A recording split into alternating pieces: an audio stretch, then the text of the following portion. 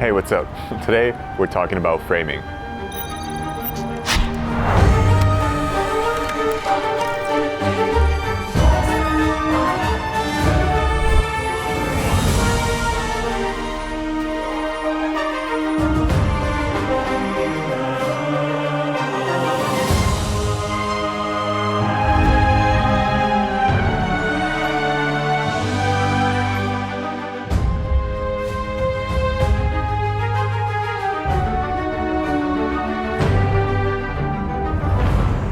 Okay, so here we are, framing. In this video, we're gonna cover 5 tips and ideas of framing your shots in a cinematic way, in a way that support your story.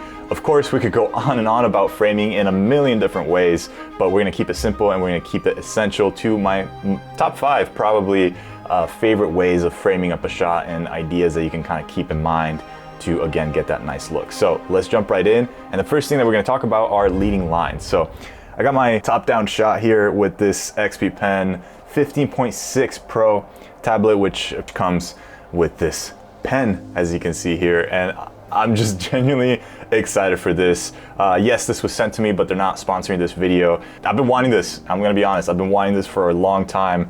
I do a lot of Photoshop work, and okay, it's gonna be useful for this video, but in case you're wondering what I'm using, that's what that is. So let's jump into this first example here. I'm gonna pop up a new layer, boom. One of the most interesting aspects is what do you have that is present into your scene that can help guide your viewer into the parts of the scene that you want them to pay attention to. So leading lines is pretty much what it sounds like. It's any kind of line, geometric shape that can help frame up your shot in an interesting way, in a way that supports the action that you want your viewer to pay attention to. So for example, in this shot, we have these sort of beams here that are acting as our leading lines. And this is super interesting because, I mean, of course, our subject is centered here, so we don't need to really do too much to make sure that the audience is paying attention here, but we're also opening up to a grander landscape. And I don't want to get to that landscape focal point just yet. I want to get there when she gets there with her emotions, with feeling the sand and smell of the ocean and all that coming in. We're not just there at that emotional moment just yet. So we want to kind of build a little bit of anticipation in this shot. So the purpose of this shot isn't to, you know, look at what's going on past these trees over here or what is, you know, beyond the horizon. We still want to be locked with our subject. And again, it might seem random, it might seem by chance, but it wasn't. You know, you could really easily lose this sort of geometric symmetry and this sense of leading lines if you were crouched down a little bit more, or if you're going for a more top-down shot, or simply if you're just reversing the shot and you're just following her down. Just be aware of your surroundings so that your surrounding can actually serve what you're doing and not the other way around. Because a lot of times, especially when you get caught up in a beach and vistas and all this, it's very easy to kind of lose a sense of what really matters in that specific point in time. So let's talk about when you could possibly maybe flip on the other side. So what would that look like? So you can see here that we still have a little bit of leading lines going on here. It's not as extreme, it's not as dramatic. You again have these like shapes that are leading up to her as well. This one's kind of going in the background, but that's fine because this shot also serves as sort of setting the setting and the vibe. So these palm trees here are nice, but again, it's also where it ends. You're not staying there for too long, and even if this leading line brings you there, you're going back to the subject. So all of this is, again, establishing the scene, but also letting us really focus on what matters here, which is the model with the product that we're trying to feature.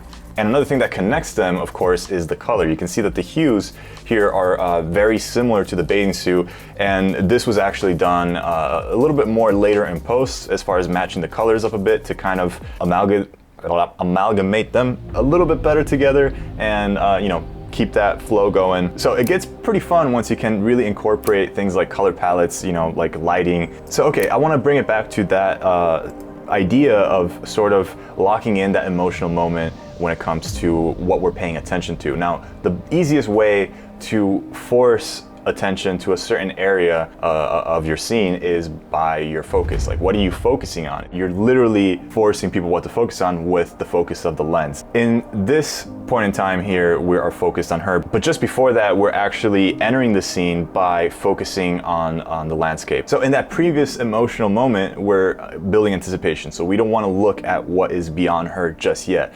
But then she gets there, and now you can see that now this pose that she's in, she's really embracing that environment. She's really feeling that in. And since this is, for the most part, from her perspective, from her emotional perspective as well, we want to feel those things when she feels them. So when we get to this point, now we're looking at the background. Now all of this is in focus. She is still, you know, very predominant in the frame, but again, we're just taking this in almost as this like third person perspective, and we're feeling what she's feeling, and of course sound and all of that stuff also helps this moment. But then we go to her being in focus. So we sort of have this like tilt up, push in, and now she's in focus rather than the background. It's a very simple shift. We're kind of feeling the impact of what she's feeling with the scenery and the sound, and then we're focusing on her actually ingesting that information. Again, it's all very subtle stuff, you know, it doesn't have to be that deep, but it is little small decisions like that that overall they help build up a certain emotive state or certain emotional cues. So okay, let's move on from that, and let's talk about something that kind of leads into the idea of leading lines, and that is framing people in. You can do that again with your environment in very simple ways, with foreground objects or with simply how your scene is set up. So here, instead of having leading lines towards her, we have sort of this like box that we've put her in. I want to challenge you to think of your frame, this frame that you're seeing here. A lot of times it's not super important to use every pixel of that frame in a way that communicates information to your audience constantly, because that can be pretty tiresome. So, you know, framing things, it's not just where you want people to look at, but it's also not straining that mental muscle from your audience at all times with every single shot that you're cutting to. So framing things in this way is a very useful way of saying, yes, we have a frame this big, but don't worry about it. We just want you to focus here. And here for her, it's just this section of finally getting that reveal of how she's feeling in this reverse shot. And again, the environment doesn't matter as much here, especially when we're looking back, we're not even looking at the beach. So all of that information is irrelevant. What matters is her, and that's why she's boxed into this sort of frame. Now, let me be honest.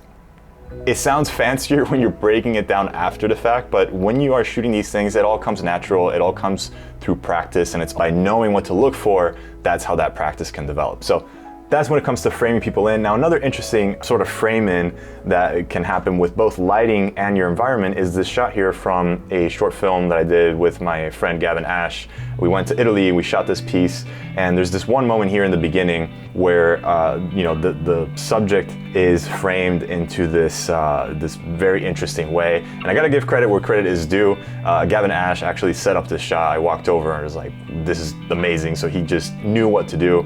And as a side tip here, always work with people like that. Work with people that are compatible with your vision, that are, you know, with you 2 steps ahead and they're not catching up to what you're doing. And so yeah, huge shout out to GAVIN. He's a very talented DP based in LA, so I'll leave his Instagram in the description. We are entering this world, so we're not getting hit by the world all at once.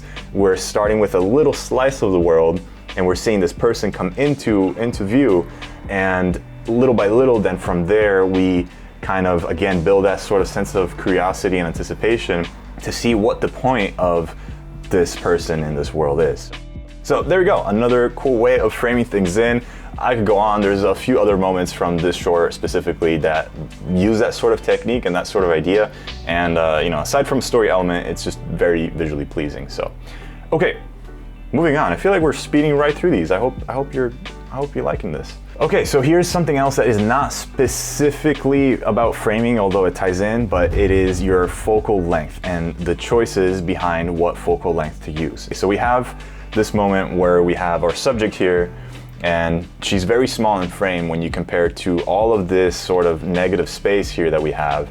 And this negative space is met by sort of this explosive wave in this point in time in the video, which seems to completely spray her and overwhelm her, when in reality in this shot, the model was completely dry. Like this, the two weren't actually interacting. And the way you can do this is by simply using a longer lens, since long lenses they compress things. So they'll compress your background with your foreground. So they'll just like squeeze those planes in together, just because of the nature of a zoom lens or a long lens. And so this allows you to do some pretty neat tricks like this, where this wave appears much bigger than what it is. It's sort of getting into a bit of forced perspective, and it makes the shot a lot more interesting because you're catching all of this stuff, which is a bit more of like foreground. And of course, that also helps with having so much more detail in all of these particles and makes it a lot more visually pleasing, in my opinion, because you start to get a little bit of that bokeh and those highlights that make a very interesting look to this wave and to this moment, while still keeping the model and the bathing suit, the product, sharp. And also, just a quick side note, the wave of this, it could have been, again, color graded to be this really bright, sharp blue, like we did with the sky earlier, but now it's sort of matching a little bit of a more muted tone to not only match the texture of her bathing suit, but also the time of day. So a few things going on here, but the main thing was that focal length choice that really made this scene feel epic. So the same idea kind of goes for this shot right here, which is shortly after this sort of moment that concludes this sequence. And again, it's not as obvious, it's not as much of an effect, but it still connects the model here with these waves in this background, which it would have a very different feel of using a wide lens. For one, if you were to use a wide lens, you would have a horizon line right here, just because you're much wider, so you're gonna see the horizon, unless you're at a very extreme high angle, which wouldn't be flattering for the model anyway. So I didn't want to have a horizon line in this. Horizon lines, there could be a whole video on that, but horizon lines are very important as far as where you place them on screen, and if there are any at all. It really has a lot of psychology behind that, and it has a lot of emotion tied to where your horizon line is in relation to your character. A lot of times, if it is above them, it might feel like they're being suppressed by their environment, or if they are towering over the horizon line, it seems like they're more in control. In this time, it's a little bit different than that. It's not to show that she is being suppressed by the environment, but it's more to show how they are connected. This is more about the connection to that water element. So that's why using a long lens, again, we're compressing the background, we're bringing that forward, and she is fully surrounded by water, which is, I think, is nice, and it also brings out a ton more detail in all of these like wave elements and all of this, without, again, going into how pleasing it looks as far as getting all of this bokeh detail, all this like light refracting through the waves.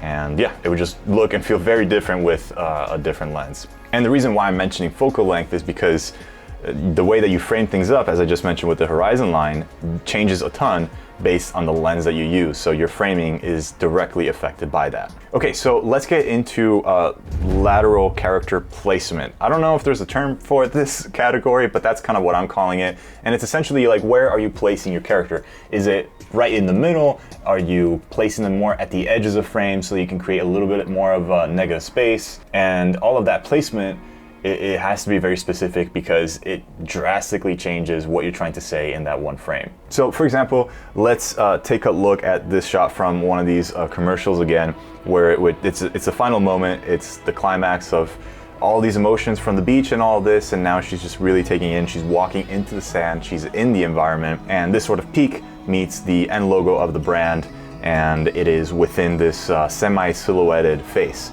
We are now very deep into her emotive state, which is now more mental than anything else. Again, you don't have to say like, oh yeah, that's what that's doing. A lot of this stuff is very invisible and very subtle, and it almost sounds a bit cheesy and what's the word?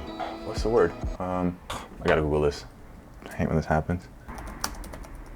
Pretentious, that's the word. But again, I'm just highlighting this now just for the sake of breaking that down, but it's not the way that people are viewing this stuff. They're not thinking about this.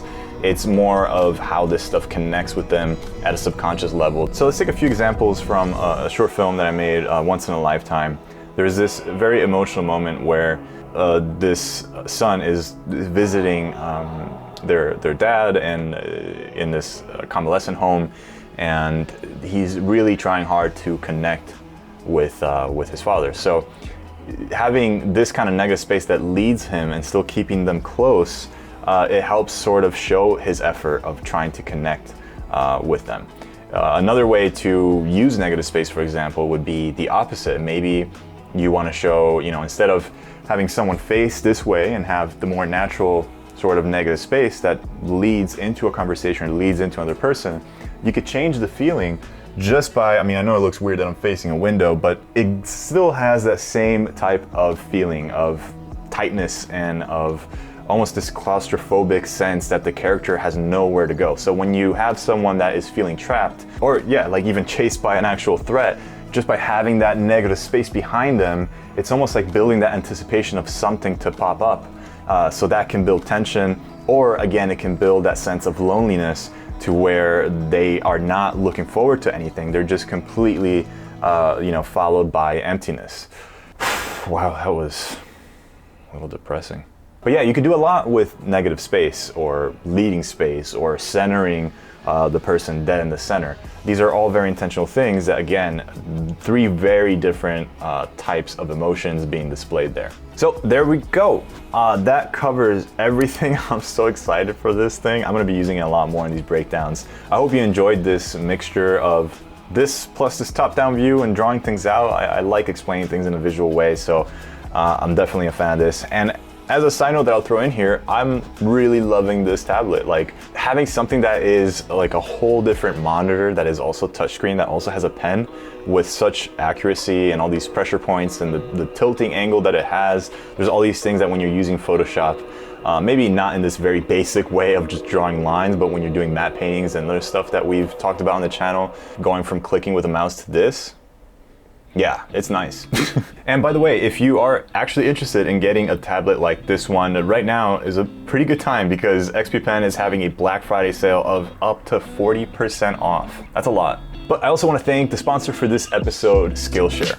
I'm honestly just genuinely a curious person, so having just another source is great for me to not only explore things within my industry, but also things that I'm just curious about, maybe some hobbies that I want to pick up. But if we're going to be specific about framing and lighting and filmmaking, here are some courses that I really recommend if you're just starting off. I found this one to be super helpful. Visual storytelling, creating emotion and narrative. Really like this one by Joe Simon and can be a great place to continue off from here. And the nice thing is that you can also interact with different class projects, so it's a great way to not just learn, but also apply what you learn. And yeah, just a place to start. And by the way, if you are within the first 1,000 people to use my link in the description to sign up, you get 1 month completely free. So use that month wisely. You can go in, check out a bunch of stuff. And if you do like it, sign up for the premium membership, which is also very affordable since it starts at just under 10 bucks a month. And they're always launching new premium classes. So a huge shout out to Skillshare for sponsoring this episode. Really appreciate that. And I think you will appreciate what they have on their platform because there's a ton of value there. Okay, and with that being said, that concludes this breakdown. I hope you enjoyed it, and let me know if you want to see more. Let me know in the comment section below. It actually helps me a lot to look back at these things and kind of break down and really be more actively thinking about what my choices were right then and there. But yeah, I hope that breaking that process down has helped you and maybe has inspired you. Framing is just, it's the greatest thing. It's so good because it's free. That's the main thing about framing. It's, sometimes with lighting, you can use natural light. You can get so far with that, with what you have hanging around your house without starting to bring in some additional lights and things like that. But framing is easy and free. So if you want a part 2, again, let me know in the comments below. If you enjoyed this video, give it a like. And if this is your first time, subscribe if you like content like this or other filmmaking breakdowns or seeing how a music video or a short film is made from the planning stage all the way to post-production. So yeah, we'd love to have you. Anyways, thank you so much for watching. I hope you enjoyed it. My name is Chris Trini for Kriscoart, and I'll see you next time.